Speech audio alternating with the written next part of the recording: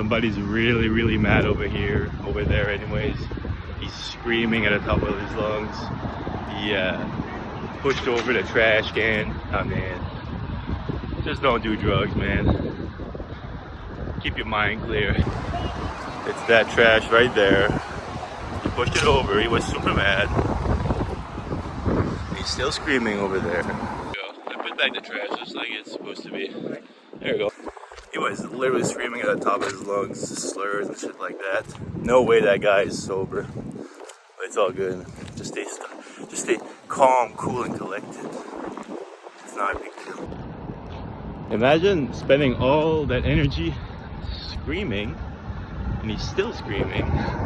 You could spend that energy doing amazing things, but he's just spending energy screaming and basically at nobody, just at the air. That's a waste of energy. You could spend that energy doing so many productive things. So yeah, just stay calm, cool, and collected. It's not worth getting mad over what. Maybe he's high, maybe he's hungry. Well, shit, man. That's life. Just work towards getting better, not getting worse, screaming at the top of your lungs at nobody. You know, that reminded me a little bit of my father. He used to yell at me all the time when I was younger.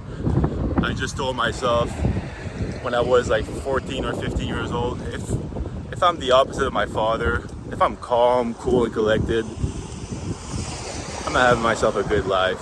But my father was always mad. Probably came from sadness, and he was always taking it out on us, just screaming at us for an hour and a half at a time on average sometimes.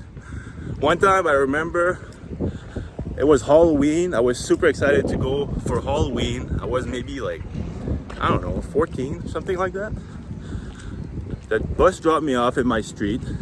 It was kind of like a warm day, you know? So I had my coat unzipped, and I came into my home, and because I had my coat unzipped, my father started yelling at me because of that. He's like, oh, you're gonna catch a cold and everything. And then that triggered him, not just for an hour and a half that time. It was from 4 p.m. until 6:30 a.m. the day after, until we went to school. He was so mad, he was screaming all night. He put the radio as loud as he could in the home, and he cranked that up the whole night while he was screaming on top of that for the whole night. Just trying to, I don't know what he was trying to do, but that dude had some serious mental issues. So I told myself, you know what, man? Let's be the opposite of him. Don't scream at people. It's just degenerate behavior, honestly. Just imagine the context, okay? You get at home, you're super excited to go for Halloween. You got your coat unzipped because you're warm, and then your father starts yelling at you because he says you're gonna catch a cold, and then he gets triggered for over 12 hours, just screaming, listening to radio, and just being a rage maniac. That shit was insane. He didn't really hit us. Sometimes he slapped me here and there, but holy fuck, that guy had some rage issues.